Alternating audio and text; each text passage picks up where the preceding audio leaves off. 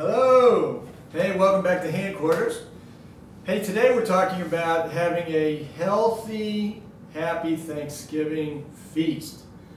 People come from all around the country and join with family members and friends to have a celebration and eat, but not spread disease. Remember that.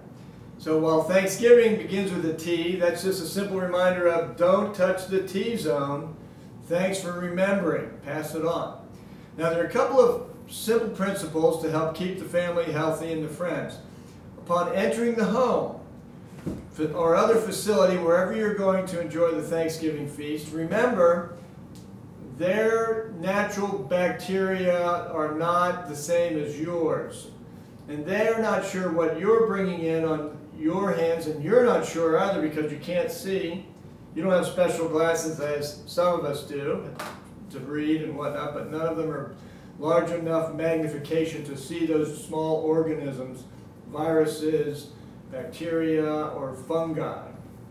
So what we ask is everybody as you come in, either wash your hands if you go immediately to the sink without shaking anybody else's hand, which is somewhat rude, or two, use some wipes. We happen to have Henry's Magic Wipes here, which is any simple wipe you use. Pull out, leave it at the front door, and wipe your hands, every single surface, between your fingers, the backs of your hands, your fingertips and palms, and then dispose of it. Now, you'll hear from scientists that these wipes only reduce 50% of the virulent organisms that are on a person's hands in separate controlled studies when done against soap and running water, which is the gold standard.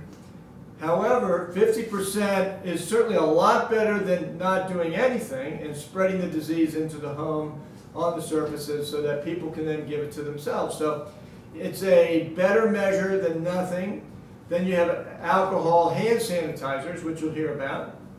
If they're above 60%, they're very effective against enveloped viruses, of which you've heard that norovirus is not an enveloped virus, which means wrapped. So it won't work against norovirus. So the sanitizers don't work against norovirus. Soap and water is the absolute gold standard, so please, if you don't rush to the sink, prepare and bring some hand wipes, or baby wipes, frankly. It's good for the baby's bottom. It sure works for your hands. Put them at the front door as a reminder for having a healthy, healthful Thanksgiving day. Now, a couple other reminders we have. Serving utensils. When you're thinking about serving food, some people use their hands to dip it out of the bowl. Oh my gosh, yuck! Can you imagine that one? What Uncle John had? Oh my Lord, you should have seen his hands. Came out of the dip clean. Look at that. I'm not eating that one. Who knew that? Aunt Minnie didn't see that. She comes by later, and next thing you know, she ends up prostrate on the ground a few days later.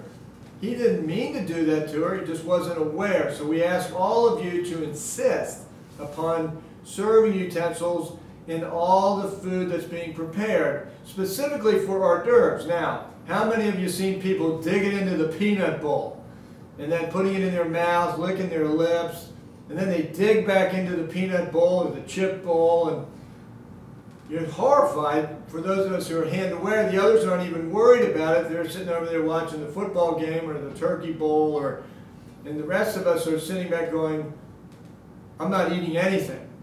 Now that's not fair because we came to enjoy the Thanksgiving feast together, sharing food and pleasure and stories with our family and friends.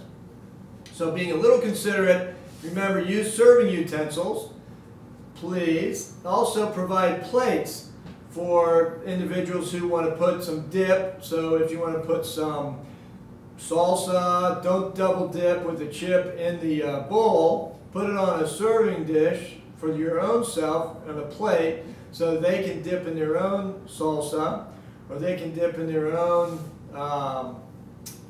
any other, you name it, ranch dressing, all kinds of great dips that you'll be tempted to try, but you're just not sure what somebody's planted in there because a couple different issues occur. It sits out on the table for a long enough period of time and it's been warming up to room temperature. It's no longer the 42 degrees that they ask you to chill it below.